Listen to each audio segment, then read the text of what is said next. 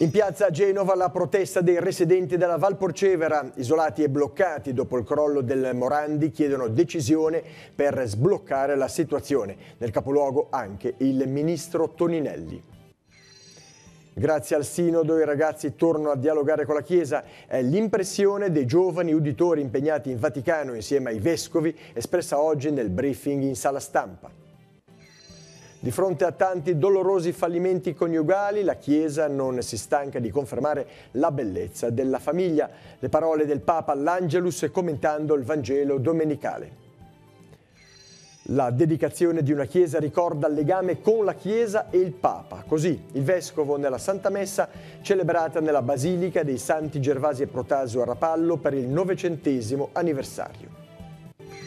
Traffico in tilt sabato a Chiavari, la città impreparata per gestire la chiusura della viabilità per il giro di handbike, manifestazione riuscita ma i cittadini chiedono più comunicazione e organizzazione. Antonio Cassiano accende l'entusiasmo dei tifosi della Virtus Entella, tribuna gremita per assistere all'allenamento del fuoriclasse, all'inizio abbraccio con il presidente Gozzi. Vela che Stress 3 di Giancarlo Ghislanzoni ha vinto la Coppa dall'Orso, 63 le imbarcazioni al via sul percorso Chiavari-Porto Venere ritorno. L'iniziativa è giunta alla sua 50ª edizione.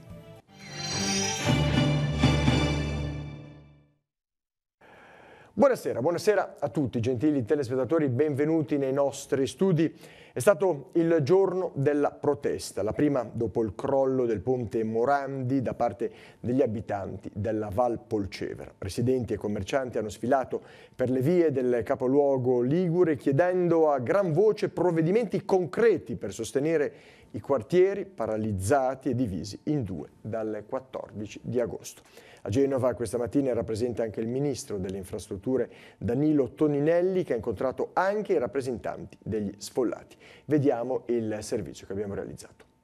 Liberate la Val Polcevera, oltre il ponte c'è. Questi gli slogan con cui i commercianti, gli abitanti della Val Polcevera messi in ginocchio dal crollo del ponte Morandi hanno manifestato questa mattina a Genova per chiedere interventi per far riprendere la vita nella zona. Alla protesta, la prima dei cittadini dal giorno del crollo del 14 agosto, ha partecipato anche una delegazione di sfollati per chiedere soprattutto la riapertura delle strade per una comunità di 50.000 abitanti che non può più sopportare l'immobilismo nelle decisioni. I manifestanti partiti da Piazza Caricamento, nella zona del Porto Antico, sulle note di The Wall dei Pink Floyd, hanno raggiunto Piazza De Ferrari con tappe davanti alla regione e alla prefettura. In piazza i manifestanti hanno eretto simbolicamente un muro per mostrare ai genovesi cosa significa vivere al di là del ponte. Una delegazione ha incontrato poi il governatore e commissario all'emergenza Giovanni Toti e il sindaco commissario alla ricostruzione Marco Bucci, ai quali sono state presentate una serie di richieste. I due sono arrivati dalla prefettura, dove in precedenza hanno incontrato il ministro delle infrastrutture Danilo Toninelli. Quest'ultimo, che nel corso della mattinata ha incontrato anche i rappresentanti degli sfollati, ha parlato del decreto, assicurando che verrà migliorato. È un decreto che sarà migliorato, ma è un decreto che io invito a non contestare, perché è scritto non solo con il cuore e con la mente vicina a Genova e ai genovesi, ma è scritto anche con una tecnica giuridica, io penso, molto elevata. A Genova questa mattina, insieme al ministro per le infrastrutture, c'era la commissaria europea Violeta Bulc nel capoluogo ligure per onorare la memoria delle vittime. Entrambi sono stati ricevuti in prefettura prima di un sopralluogo nella zona del ponte Morandi. Sul decreto è intervenuto anche il presidente della regione, che ha preannunciato alcune richieste di modifica che verranno chieste in fase di approvazione. Io mi auguro che ci sia buon senso da parte del Parlamento nel modificarlo nel modo più largo possibile, che ci sia buon senso da parte di tutto il mondo delle imprese che possono partecipare alla ricostruzione per evitare di combattere ricorsi giudiziari sulla pelle di una città, che ci sia buon senso da parte di Autostrade, ancorché certamente esclusa da questo decreto, però una responsabilità oggettiva quella società ce l'ha e che quindi ci sia buon senso anche da parte sua di usare quella moderazione e quell'attenzione a questa città, perché è una città ferita e qualche responsabilità non fosse altro oggettiva, perché quel ponte faceva parte del circuito di Autostrade, la società certamente ce l'ha. È convocato per lunedì 22 ottobre alle 21 a Villa Sottanis a Casarza Ligure il Consiglio Comunale congiunto tra le amministrazioni di Casarza, di Sesti Levante, Moneglia e Castiglione Chiavarese. Al centro della seduta l'avvertenza Astore, la società che ha annunciato la chiusura del polo produttivo della Val Petronio e il trasferimento dei 44 lavoratori a Casella. Una decisione fortemente stigmatizzata dal territorio che da subito unito si è mobilitato per far tornare l'azienda sui propri passi. Alla riunione erano presenti anche rappresentanti di Confindustria, dei sindacati e della politica regionale e nazionale. E anche i consiglieri di minoranza a Chiavari, Cama, Levaggi, Colombo, Garibaldi intervengono sulla questione della Astore di Casarza Ligure, chiedendo al sindaco Marco Di Capua di discutere un ordine del giorno nel prossimo Consiglio Comunale. Nello specifico i consiglieri chiedono l'impegno del sindaco e della giunta affinché vengano intraprese tutte le iniziative necessarie volte a supportare le organizzazioni sindacali e l'amministrazione di Casarza Ligure nella battaglia per mantenere nel proprio territorio il sito produttivo. Apriamo la pagina ecclesiale. Prosegue in Vaticano il Sinodo dei Vescovi sui giovani. Oggi nuovo briefing in sala stampa vaticana. L'arcivescovo di Malta ha parlato della sete di verità e di giustizia nella vicenda degli abusi, così come dei tanti sacerdoti santi che aiutano i giovani nel loro cammino di vita. Durante l'incontro con i media è stato messo in luce il valore del Sinodo di mettersi in ascolto. Vediamo. La solidarietà tra generazioni, il contributo delle donne nella missione della Chiesa, le questioni delle migrazioni, della sessualità e della santità sono i temi che stanno emergendo durante il Sinodo, elencati nel corso del briefing di oggi. Ogni giovane è chiamato alla felicità, alla santità e all'incontro con Gesù, ha sottolineato il padre sinodale Monsignor Emmanuel Gobillard, vescovo ausiliare di Lione. L'essere umano dunque, ha detto, richiamando le raccomandazioni del Papa, deve essere accolto nella sua complessità e non recluso a una semplice identità, deve essere sostantivo e non aggettivo.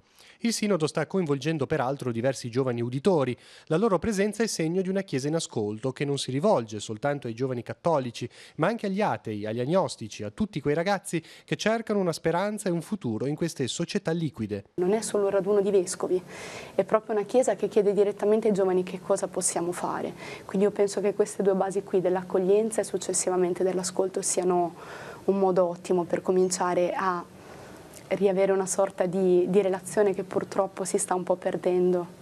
Tu sei entrata nella comunità Nuovi Orizzonti di Chiara Mirante, ecco, e ora tu incontri i giovani che diciamo non sono quelli, magari sì, hanno lasciato anche le parrocchie da poco insieme, magari molti di loro però non sono mai entrati in una chiesa, ecco, lì come ti confronti con loro, quali domande hanno e quali risposte tu cerchi di dare? Cerchiamo di far capire loro che è un incontro profondo quello che devono fare, innanzitutto l'incontro con Cristo, l'incontro con quel desiderio di speranza, di forza, di bello che ci abita, che devono fare. Quindi poi da lì capisci che la Chiesa è formata da uomini, che ci stanno anche gli sbagli e che non è questo che ti porta a dover andare via, ma proprio a rimanere per continuare a dare un messaggio di speranza, no?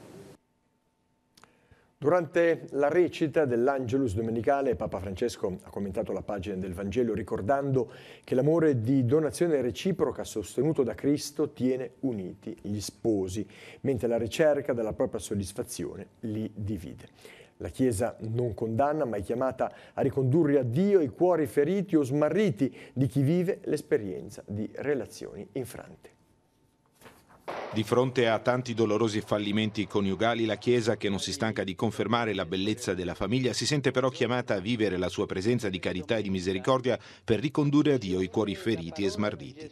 Papa Francesco lo ricorda commentando all'Angelus il Vangelo di questa domenica e la provocazione dei farisei raccontata da San Marco, che chiedono a Gesù se sia lecito ad un marito ripudiare la propria moglie, così come prevedeva la legge di Mosè. Gesù, spiega a Francesco, ridimensiona la prescrizione di Mosè, dicendo che la norma è stata scritta per la durezza del vostro cuore, cioè per tamponare le falle prodotte dal nostro egoismo, ma che non corrisponde all'intenzione originaria del Creatore. L'insegnamento di Gesù, sottolinea il Papa, è molto chiaro e difende la dignità del matrimonio come unione di amore che implica la fedeltà. Ciò che consente agli sposi di rimanere uniti nel matrimonio è un amore di donazione reciproca, sostenuto dalla grazia di Cristo. Se invece prevale nei coniugi l'interesse individuale, la propria soddisfazione, allora la loro unione non potrà resistere. Anche il Vangelo infatti ci ricorda che l'uomo e la donna possono dolorosamente porre gesti che mettono in crisi la relazione e l'amore, ma Gesù, chiarisce il pontefice, non ammette il ripudio e tutto ciò che può portare al naufragio della relazione. Così conferma il disegno di Dio, nel quale è fondamentale la forza e la bellezza della relazione umana. E l'amore ferito può essere sanato da Dio attraverso la misericordia e il perdono. Perciò alla Chiesa in queste situazioni non è chiesta subito e solo la condanna, al contrario, di fronte a tanti dolorosi fallimenti coniugali, essa si sente chiamata a vivere la sua presenza di amore, di carità, di misericordia, di comprensione, per ricondurre a Dio i cuori feriti e smarriti. Risale agli inizi dell'ottobre del 1118 la dedicazione della Basilica di Santi Gervasio e Protasio di Rapallo. Nel corso dell'anno la comunità ha vissuto diversi momenti di festa e di riflessione. Ieri mattina il Vescovo ha presieduto la Santa Messa, al termine della quale i fedeli si sono riuniti per un momento di condivisione. Noi eravamo presenti. Amare il Papa e la Chiesa. L'invito del Vescovo prende spunto dalla festa per i 900 anni di dedicazione della Basilica di Rapallo. Avvenne nel 1118 per mano di un pontefice, Gelasio II. Così da allora la Chiesa è legata con forza alla Santa Sede. Dunque 900 anni sono motivo di gioia, ma anche l'occasione per riconsiderare la figura del Papa, che oggi, pur parlando del Vangelo, sembra incontrare tante resistenze. Perché non ci piace. Ma allora non ci piace quello che ha detto Gesù Cristo. Ma allora come facciamo a dirci cristiani? Siamo cristiani soltanto per delle tradizioni, per dei gesti che ci lasciano comodi in noi stessi? Siamo cristiani soltanto perché si fa così? O siamo cristiani perché vogliamo essere di Cristo e vivere secondo Cristo? Ma è anche importante amare la Chiesa, fatta di pietre vive, di persone, luogo di peccatori, certo, ma anche di santi. Il Vescovo invita a guardare all'impegno dell'annuncio, non a chi ogni giorno attacca la Chiesa come se avesse tutte le colpe possibili. Se qualcuno pensa che mettendo così in luce continuamente la difficoltà e i peccati dei figli della Chiesa, in questo modo la Chiesa sarà ridotta a non parlare più del Vangelo. No, noi non ci stiamo. Non vogliamo tradire il mandato che abbiamo ricevuto. Numerosi fedeli che hanno partecipato alle celebrazioni, al concerto del sabato sera con la cappella musicale del Duomo di Milano diretta da Don Claudio Burgio e alla messa della domenica. All'inizio della liturgia, davanti all'altare, sono stati posti dei mattoni, segno di un Dio unico e vero costruttore a cui si affida la comunità. Questi mattoni non siano soltanto appoggiati l'uno all'altro, ma ci sia un collante che li possa tenere insieme, che è il volersi bene, che è il perdonarsi, che è l'aiutarsi, il sostenersi.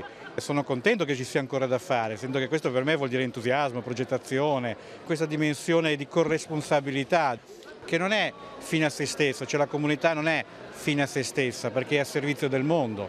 Noi siamo luce per il mondo, non per star bene tra di noi. Il concerto della Cappella del Duomo di Milano è stato ripreso integralmente da Telepace e sarà riproposto domenica 14 ottobre alle 21:10 sul canale 15. Dopo la collisione avvenuta ieri a nord di Capocorso tra la portacontainers CLSN Virginia e il traghetto Rolo Ulisse del CTN, Regione Liguria si è attivata fornendo tutto il supporto possibile. In particolare, attraverso ARPA, l'Agenzia regionale di protezione ambientale, ha utilizzato una specifica modellistica per simulare il comportamento della macchia di carburante presente in mare e supportare così le attività di monitoraggio ambientale. Al momento si evidenzia una sostanziale stazionarità della macchia che si trova a largo della costa ligure toscana, come si vede nell'immagine che vedete in sovraimpressione. Un incidente mortale si è verificato questa notte lungo l'autostrada A26. Un'auto, per cause ancora in via di accertamento, ha perso il controllo dopo aver urtato diverse volte e si è incendiata all'interno della galleria Piero Grosso. Sul posto sono intervenuti i vigili del fuoco di Multedo poco dopo le 2:30. Purtroppo per il conducente non c'è stato nulla da fare. L'autostrada è rimasta chiusa per circa 2 ore con riapertura di una corsia. Al momento non si conoscono però ancora le generalità della vittima. Questo pomeriggio, intorno alle 15:30, i vigili del fuoco di Genova sono intervenuti con una squadra, il carro Saffe, l'elicottero Drago, sul Monte Fasce per un incidente stradale. Una vettura, una Peugeot, con a bordo 3 ragazzi per causa in via di accertamento, è finita fuori strada facendo un volo di circa 20 metri, capottando più volte lungo il pendio. 2 dei ragazzi sono riusciti a uscire da soli dall'auto, arrampicarsi sino alla strada per dare l'allarme. Il terzo è rimasto incastrato nell'abitacolo, è stato estratto dai vigili del fuoco e dopo essere stato stabilizzato su barella spinale è stato verricellato a bordo dell'elicottero che lo ha trasferito al pronto soccorso dell'ospedale San Martino di Genova. Al rifugio del Parco dell'Antola si è svolto il 6° corso di primo soccorso e rianimazione in montagna. L'iniziativa è organizzata dall'associazione Centro Formazione IRC New Resuscitation, ha visto la partecipazione anche di una delegazione di vigili del fuoco che hanno ottenuto una piccola lezione di cartografia, uso dei GPS e anche di orientamento. Le 2 giornate sono state finalizzate ad acquisire le conoscenze di base su come agire in situazioni di emergenza in ambiente montano per soccorrere un infortunato o tentare di salvare una vita, mettendo in atto quindi manovre di primo soccorso. Torniamo alla cronaca, 7 persone denunciate dai carabinieri di Chiavari nei guai per evasione, falso e sostituzione di persona, un chiavarese pregiudicato di 41 anni sottoposto ai domiciliari, un genovese 62enne per non aver dichiarato il possesso di armi e per averle cedute a terzi, un 61enne di Lumarzo per detenzione abusiva di armi, un 62enne di Lecce residente a Chiavari per aver guidato per 2 anni senza patente. Infine denunciati 3 minorenni di Chiavari per furto aggravato in concorso. E i carabinieri hanno arrestato un 62enne di Catania, domiciliato sempre a Chiavari, con precedenti per non aver rispettato le prescrizioni dell'affidamento in prova ai servizi sociali cui era sottoposto.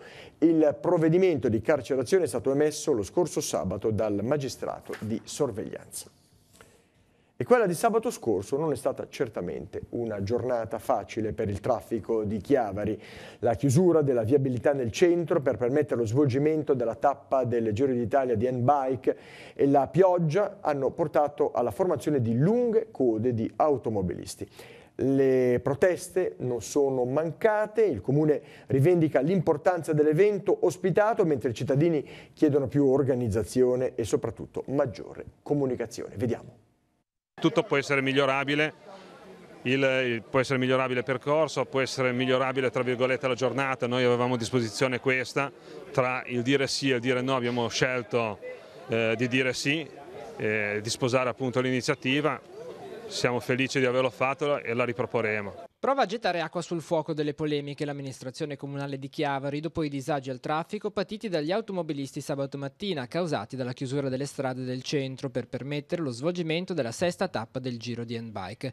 Una manifestazione che ha richiamato in città oltre 70 atleti provenienti da tutta Italia insieme ai loro accompagnatori che si sono sfidati lungo un percorso non facile e suggestivo attraverso il cuore del centro storico chiavarese, ma che per contro ha costretto a lunghe code in auto sulle strade rimaste aperte decine e decine di persone con tempi di percorrenza molto lunghi. Se da una parte la pioggia del mattino non ha sicuramente agevolato la situazione, dall'altra gli utenti della strada e i residenti hanno lamentato una scarsa organizzazione sia dal punto di vista della comunicazione dell'evento, pochi i cartelli di chiusura e di rimozione dei veicoli sulle strade interessate, sia la scelta del giorno che la gestione del traffico durante la gara. Una protesta ribalzata subito e amplificata dai social network, dove però a fronte degli sfoghi più o meno educati, ma questo è un altro problema, è arrivata anche da più parti la considerazione che quel disagio, che per molti alla fine si è esaurito in una mattinata, per altri, come chi è costretto su una sedia a rotelle e si confronta ogni giorno con difficoltà negli spostamenti con barriere architettoniche, è quotidiano e costante. Giusto quindi dare spazio ad una manifestazione di questo tipo, magari lavorando di più sull'organizzazione. Mi spiace, ma io capisco, però il mondo è anche un pochettino avere qualche disagio per qualcosa di nuovo, di bello ogni tanto, perché secondo me se si vuol buttare una goccia, la famosa goccia in uno stagno, bisogna buttare sta goccia, se no lo stagno rimane sempre piatto. È una città, ha bisogno di tante gocce, una città soprattutto come la nostra, dove c'è un pochettino di inerzia a fare le cose e quelli entusiasti di solito sono un po' soffocati da quelli un po' meno entusiasti. Noi ci abbiamo provato e non so se ci riproveremo, vediamo. Prendendo spunto dalle problematiche legate al traffico cittadino che si sono verificate appunto nel fine settimana a Chiavari, l'Ascom ha indirizzato una lettera al sindaco di Capua per manifestare la propria osservazione sul tema. L'attenzione è concentrata su quelle iniziative che per il loro svolgimento richiedono la pedonalizzazione di alcune zone del centro cittadino. In considerazione del maggior afflusso di visitatori per lo shopping nel periodo delle festività, il presidente Roggero sottolinea l'importanza fondamentale di tenere le strade libere, le aree di parcheggio, di agevolare la viabilità evitando chiusure di traffico. Piazza Mazzini, Piazza Fenice e la parte pedonale di Piazza Roma vengono indicate dall'Associazione dei commercianti come luoghi più adatti per ospitare iniziative collaterali al Natale, mentre chiusure sperimentali, come avvenuto in passato, di Piazza Matteotti, Piazza Nostra Signora dell'Orto, si sono rivelate negative sia per il traffico che per il commercio. La richiesta è pertanto di un'attenta programmazione per eventuali manifestazioni future ed un congruo preavviso di eventuali cambiamenti. E ora veniamo all'evento che ha caratterizzato la giornata di oggi a Chiavari, tribuna gremita di tifosi, fotografi, cineoperatori, questo pomeriggio allo stadio comunale di Via Gastaldi. A scendere in campo per il primo allenamento della Virtus Entella, Antonio Cassano, giocatore acceso la curiosità dei sostenitori biancocelesti che aspettano con ansia il verdetto circa la categoria in cui la squadra dovrà giocare. Domani è attesa la sentenza del TAR a questo proposito, ma sentiamo le voci dei tifosi raccolte dal nostro Roberto Costa.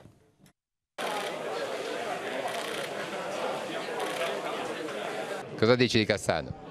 Cosa posso dire? Che sono felicissimo, sono contento che sia arrivato e spero veramente che ci possa dare una grande mano per raggiungere maggiori successi. Quindi sono molto contento che sia venuto qui, quindi io gli auguro proprio di giocare tanto e di avere ancora quella voglia proprio di giocare tanto a pallone. Da un punto di vista tecnico è più che ottimo, da un punto di vista mentale bisogna vederlo. Se viene qua per dimostrare di essere buono penso che abbia sbagliato, se viene qua per farsi coinvolgere in un progetto di squadra allora può servire. Sono contento per quanto riguarda Cassano che ricominci una carriera calcistica, speriamo, e speriamo anche che la ricominci con l'Entella.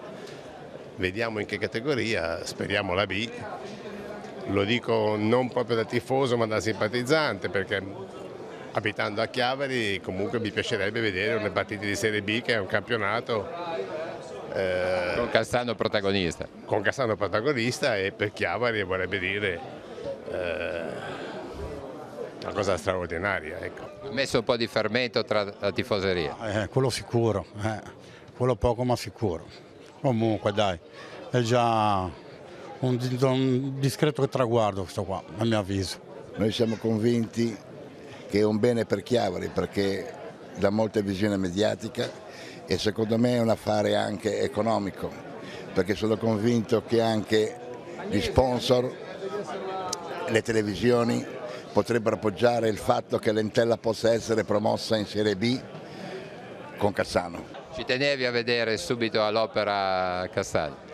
Sì, ci tenevo tanto anche perché l'anno scorso doveva venire, ci ha un po' illuso e quindi quest'anno poi adesso che si allena sono veramente contento. Bene, vedremo come andrà a finire la vicenda Cassano e intanto è di oggi il comunicato della Lega DB che conferma come questa abbia regolarmente dato inizio al campionato con le 19 squadre che, dopo aver acquisito il diritto sul campo a partecipare al torneo, hanno ottenuto la licenza per l'iscrizione da parte della FIGC. Si attende per domani invece il pronunciamento del TAR del Lazio in merito al ricorso della FIGC contro la decisione del collegio di garanzia del CONI di applicare la sanzione di 15 punti al Cesena allo scorso campionato di Serie B, situazione questa che rimetterebbe in gioco la possibilità per la Virtus Entella di essere ripescata nella seconda serie nazionale. Su questa possibilità c'è la presa di posizione della Lega di B contraria su questa possibilità.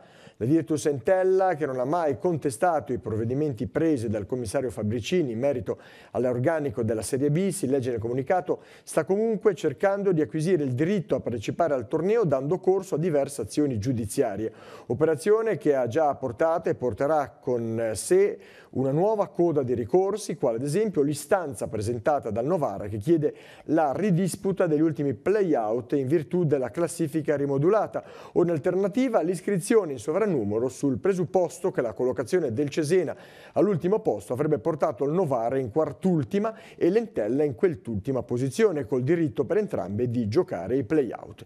In un momento in cui, come tutti hanno capito, la giustizia sportiva è fortemente condizionata da frizioni interne all'istituzione, continua il comunicato, la Lega di Serie B nutre fiducia che la giustizia amministrativa metta fine a questa sconcertante situazione nata dalla decisione del collegio di garanzia del CONI, arrivato un mese dopo rispetto alla giustizia endofederale a campionato già iniziato, ponendosi tra l'altro in contrasto con le direttive che non consentono la revisione di risultati già omologati. E anche qui vedremo come andrà a finire e dobbiamo aspettare poco perché la giornata è proprio domani. Passiamo ai dilettanti, la Serie D prosegue la serie positiva della Lavagnese che dopo aver vinto il derby ha conquistato 3 punti anche in trasferta domenica sul campo del Milano City. A risolvere il match una rete segnata all'11° del primo tempo da Bonaventura, autore di una doppietta domenica scorsa col Sessi Levante. 1-0 il risultato finale della partita con i bianconeri che salgono a 7 punti in classifica. Primo punto anche per il Sessi Levante che ieri ospitava tra le mura domestiche la Folgore Caratese. 1-1 il risultato finale con reti segnate tutte nel secondo tempo. In vantaggio gli avversari al 14° con Gioè, pareggio dei corsari 3 minuti dopo con rete di Bignato. Rapallo pallanuoto ha conquistato l'accesso alla Final Six di Coppa Italia femminile in programma a gennaio. Con 3 vittorie e una sconfitta, le gialloblu hanno iniziato la nuova stagione agonistica con la marcia giusta vincendo sabato col Calli NC Milano, con il Bogliasco Bene e il CSS Verona.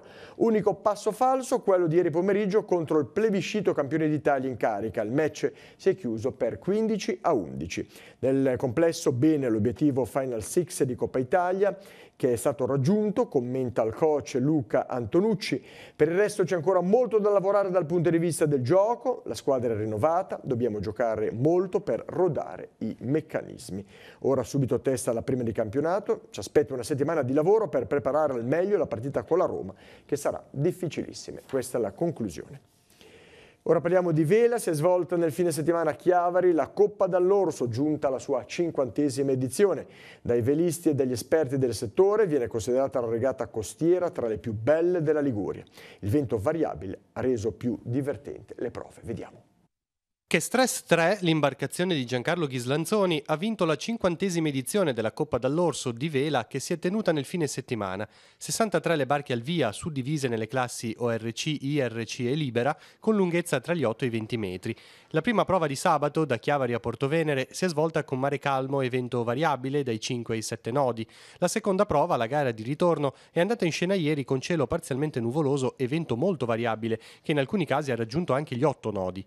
Ogni prova si è svolta su di un percorso di 28 miglia. La manifestazione, promossa dallo Yacht Club Chiavarese, è stata supportata dalla famiglia Dall'Orso, che la organizzò per la prima volta nel 1969 con Nicola Dall'Orso in ricordo del papà Giovanni, cavaliere del lavoro. La regata ha offerto ad armatori ed equipaggi, oltre alla competizione sportiva che presenta diverse difficoltà tecniche, anche la possibilità di ammirare le bellezze del Golfo dei Poeti, del Golfo del Tigullio e della città di Chiavari. Sono state 2 giornate bellissime, il tempo è andato abbastanza bene, ma sono state 2 regate dove i 60 partecipanti dal primo all'ultimo si sono divertiti e hanno dichiarato che erano anni che non facevano una regata così bella. Non ci si ferma qui perché questa fa parte di un campionato interno dello Yacht Club. Infatti fa parte della seconda prova del campionato vela d'autunno, che è iniziata con la Coppa Trofeo Giorgio Lella Gavino. E oggi è quella dall'Orso, fra 2 settimane abbiamo il Memorial Caselli Regata Sociale, a cui è stato abbinato così una Coppa J80, ma il campionato vela d'autunno è praticamente nelle 3 prove e speriamo di avere altrettante persone come oggi. E infine parliamo di pesca. Si è chiusa la stagione 2018 di pesca sportiva acque interne in Liguria. La regione ha acquistato 2 milioni di uova embrionate che hanno dato origine a circa 1.700.000 avanotti e circa 100 quintali di trote. A questi numeri vanno ad aggiungersi le semine delle associazioni di pesca che tra manifestazioni sportive e riserve turistiche hanno immesso oltre 600 quintali di pesce. I pescatori nella stagione sono stati circa 7.000, 3.500 nella provincia di Genova, 700 in quella di Savona, 700 in quella di Imperia e 2.000 in quella di La Spezia. E ora, come di consueto, la scheda degli appuntamenti per la giornata di domani.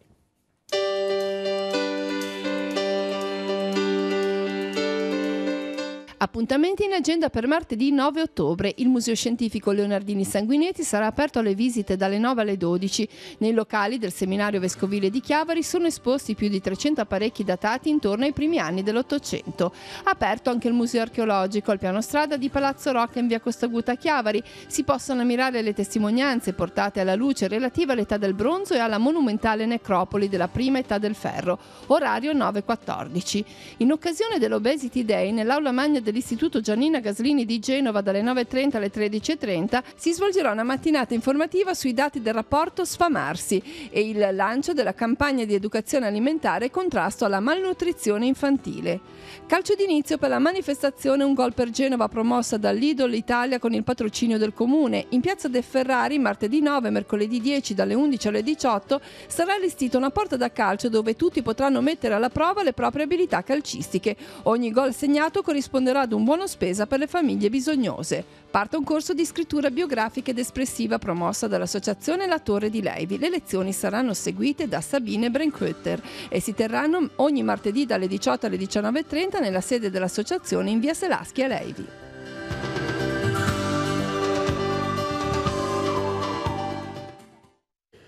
Con la scheda degli appuntamenti termina il giornale anche per questa sera, prossimo appuntamento con l'informazione come sempre domani 12:45 TG13.